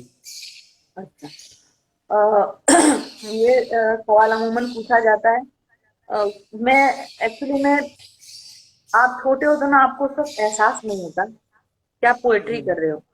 लेकिन मुझे तुकबंदी का शौक था, मैं बोर्डिंग में पढ़ती थी, तो मुझे याद है कि खेलते कूदते जैसे फ्रेंड्स को कुछ जवाब दे रहे हो तो मैं तुकबंदी में कह रही हूँ, देखो मुझको हाथ मत लगाना, अगर तुमको मार खाना, मैं लेने जा रही हूँ खाना, देखो मैं चली जाऊंगी फिर लौट के नहीं आऊंगी, ऐसे जो होता है ना, इस तरह से मस्ती मस्ती में। तो मैं वो करती थी, जी लेकिन मुझे मालूम नहीं था कि मैं पोएट्री कर रही हूँ।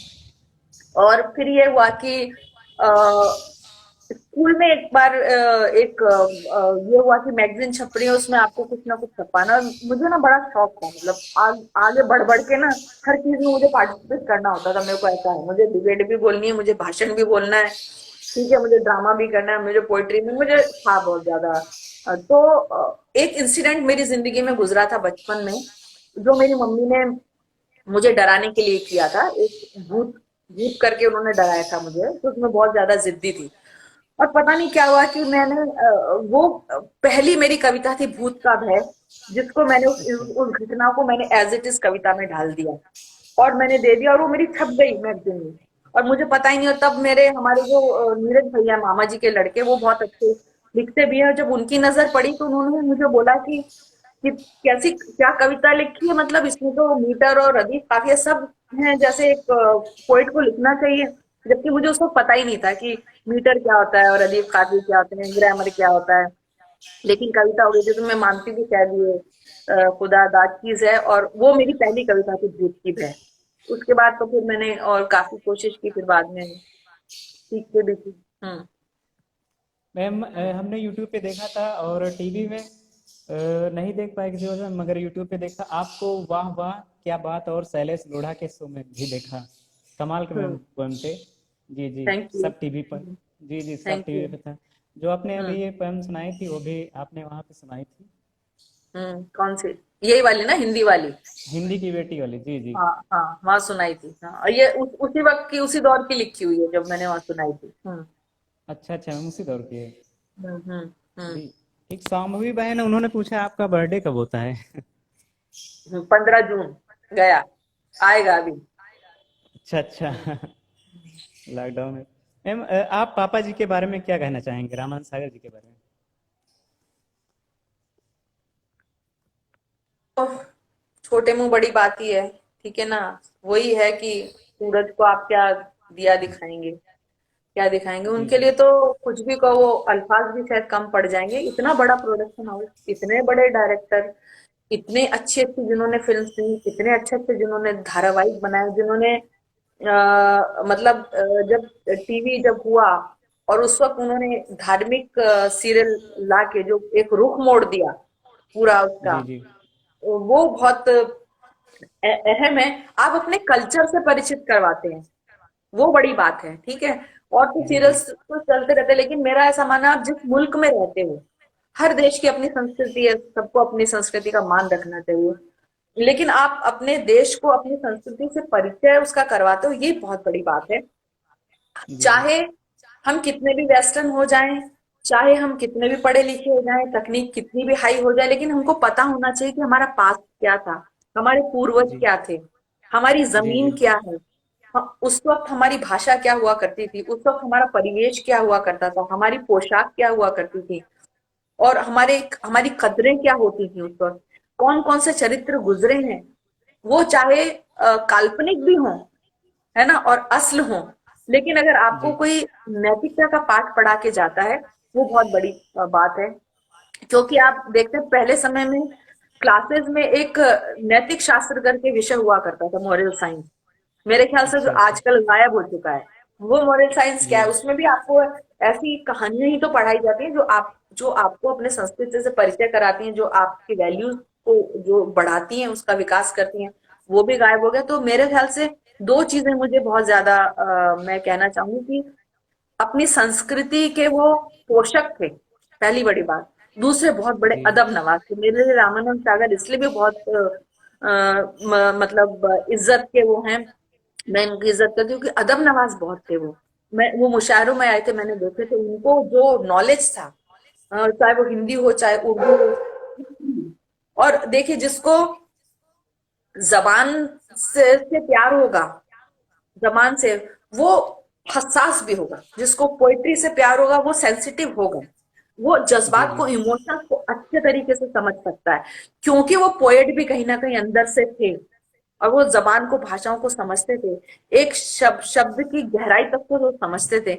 इसलिए मेरे ख्याल से वो बहुत अच्छे तरीके से मुद्दों को उठा पाए और वो कर पाए। तो मेरे लिए वो बहुत बड़े अदब नवाज थे, इसलिए भी बहुत ज्यादा वो मतलब मेरे लिए बहुत ज्यादा अ, प्रेरणा के स्रोत रहे हैं वो। जी। जी। उन्होंने ये रामायण और श्री कृष्णा और कितने ही सीरियल्स बना के, जो आज हम लोग देखते हैं, जो युवा पीढ़ी के लोग तो इससे बहुत ही हम्म सीख मिल सकती है, क्योंकि मैम आजकल के जो टीवी सीरियल्स आ रहे हैं केवल टीआरपी के चक्कर में कुछ भी दिखा देते हैं। ऐसा लग रहा हम्म है कोई नए जमाने की मूवी चल रही है, ऐसा लगता है कि नहीं माइथोलॉजिकल हम्म सीरीज है। जी जी। जी देखो जी। एक बात बताओ, आप जो परोसेंगे वही तो खाएंगे। आपके जी पास अगर कोई ऑप्शन ही नहीं है, आप कहीं बैठे हैं, आप भूखे पेट बैठे हैं, आपको जो परोसा जाएगा आप तो वही खाओगे ना। मैं युवा जी। पीढ़ी पे बिल्कुल भी इल्जाम नहीं लगाती, बिल्कुल भी इल्जाम नहीं लगाती कि युवा पीढ़ी गुनहगार है या वो दोषी है या वो ये पसंद करती है।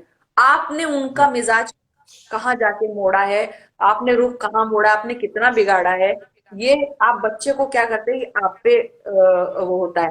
मैं बोल रही हूँ ना आपको कि मैंने जेल में जाके प्रोग्राम पढ़ा है। जेल में अच्छा। कैदियों पे जी जो मर्डरर हैं, वो देशभक्ति की जब बात आती है तो रोने लग जाते हैं। वो मतलब उसको तालियां बजाते हैं अच्छी बात पे। मैंने युवाओं के बीच में सबसे ज्यादा मजा मुझे यूथ के यंगस्टर्स के बीच में जाके है, जो मैंने कॉलेजेस में प्रोग्राम पढ़े हैं। आप बच्चों के बीच में जाके प्रोग्राम पढ़िए, क्या समझते हैं, चाहे वो इंग्लिश मीडियम के सिडनम कॉलेज है या यहाँ पे ठाकुर कॉलेज, ठाकुर विलेज में जाके मुंबई में, या अलीगढ़, आप अलीगढ़ यूनिवर्सिटी में चले जाइए, वहां पे वो पढ़े, मुशायरे पढ़े।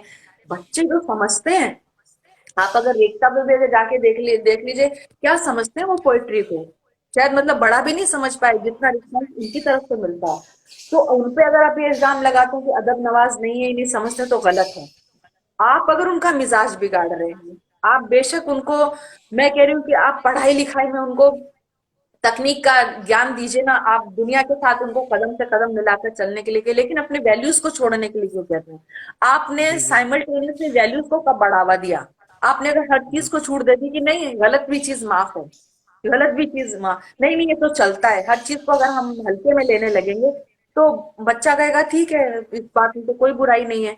आपने उनको जो परोसा वो हुआ। लेकिन आप ये भी देखिए कि आज जब महाभारत या कृष्णा जैसे धारावाहिक चलते तो टीआरपी तोड़ देते हैं वापस, सबको जी। पीछे जी छोड़ के वापस वो टॉप पे पहुंच जाते हैं। हाथों हाथ लिया है, तो क्या सिर्फ उसको बुजुर्गों ने ही देखा है उस सीरियल को, उसको जी। यंगस्टर्स जी ने भी देखा है, उसको सबने बच्चों ने भी देखा है जी। देखा है, उतना ही अच्छा। पसंद किया है, टीवी के सामने उतना ही बच्चे बैठे हैं।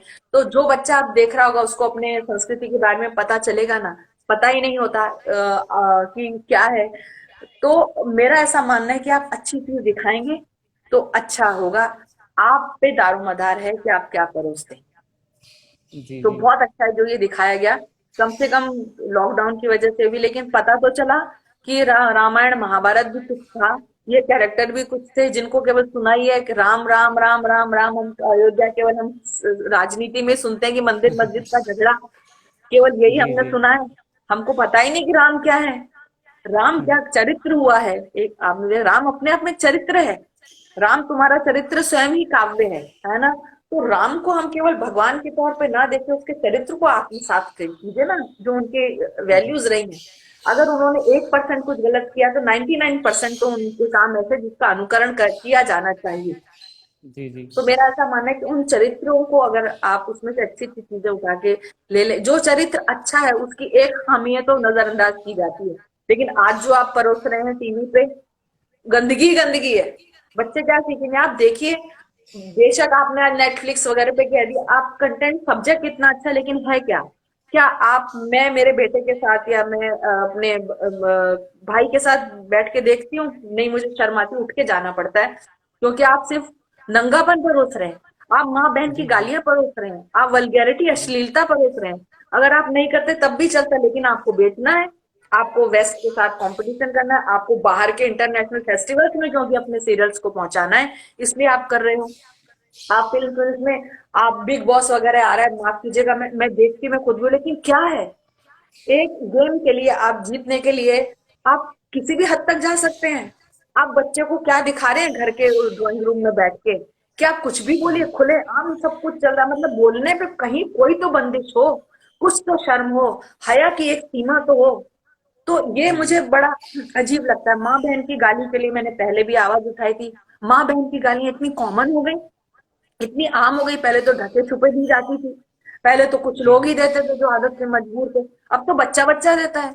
अब तो टीवी पे माँ बहन की गाली देना आम हो गया है, जी। जी फैशन हो गया यार है। आपने पर्सनल हो गए। मतलब आपकी सफलता का, आपकी किसी भी सीरियल की कामयाबी का राज यही हो जाता है कि माँ और बहन को गाली बना के पेश कर दो, नंगापन कर दो, अश्लीलता कर दो, डबल मीनिंग की जो है वो जुबानी बातें कर दो, दो जी उसकी जी। अर्थों वाली।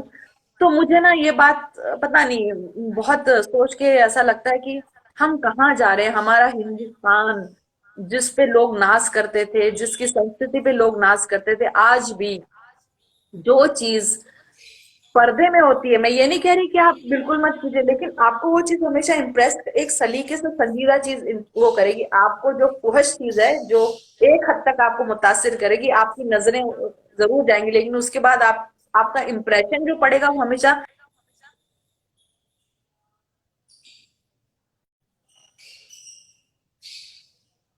हेलो। नेट प्रॉब्लम हो गई क्या? हेलो। मैम नेट प्रॉब्लम हो गई क्या? मैम हम मेरा फिर ये से एक कहना, बार लाइव स्टार्ट कर सकते हैं क्या? फिर से दूसरे पार्ट में। जी जी जी, अभी ये दूसरा सिर्फ पार्ट बाकी है, इतना लंबा तो हो गया। दूसरा पार्ट जी जी। बाकी है, मेरे ख्याल से तो मुझे बार बार लगता है कि बेहद खत्म होने वाला है, बेहद खत्म होने वाला है, कोई सवाल आ जाता है। वो रुक गया था, सोचे हम कोई प्रॉब्लम्स आ गई। मैम फिर भी आपने इतना हमें टाइम दिया, उसके लिए मैम बहुत बहुत धन्यवाद बोलते थैंक हैं यू। अपनी तरफ से और श्री कृष्ण भक्तों के लिए। और हम्म। आपने इतना अच्छा बोला। जो हम्म। वीडियो हम सेव करेंगे, इससे युवा पीढ़ियों को हम अपलोड करेंगे तो उससे सीख मिलेगी। हम्म। और मुझे लगता है ये अब तक का सबसे अच्छा लाइव सेशन था थैंक यू। जो लोगों तक।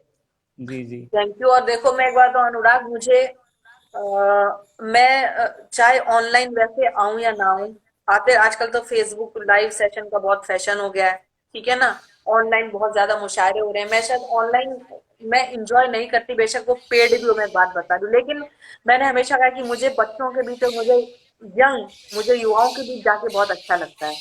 क्योंकि मुझे मालूम है जी। कि वो सुनते हैं शौक से। मैं बालाजी में भी जाती हूँ पढ़ाने, मैं प्रोफेसर हूँ बालाजी में, डिक्शन लैंग्वेज की प्रोफेसर हूँ, पढ़ाने जाती अच्छा हूँ। अच्छा। मुझे यंगस्टर्स के बीच में जाके एक्टिंग इंस्टीट्यूट में उनका जो है, मैं देखती हूँ बच्चों में कितना पैशन है। वो बच्चे जिनको बोलना भी नहीं आता, जो इंग्लिश भी बोल रहे हैं, जिनको लैंग्वेज से कोई मतलब ही नहीं है, ठीक है, लेकिन वो जब जाते तो जाने के बाद पता लगता है कि जब मैं क्लास में उनसे एक्सरसाइजेस करवाती हूँ, पोइट्री कर करके आ रहे हैं वो बच्चे, और इतना अच्छा बोलते हैं कि मुझे हैरानी होती है कि जिनको बोलना नहीं आ रहा, उनके उनका तसव्वुर देखिए, क्या कल्पना उनकी है, वो कल्पना की उड़ान कहाँ तक जा रही है, वो कोशिश करते हैं सीखने की।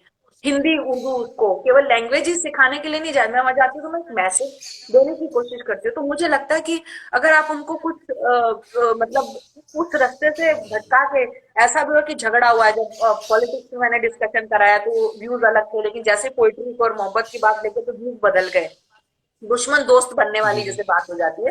तो इसलिए मुझे जाना अच्छा लगता है यंगस्टर्स के बीच में।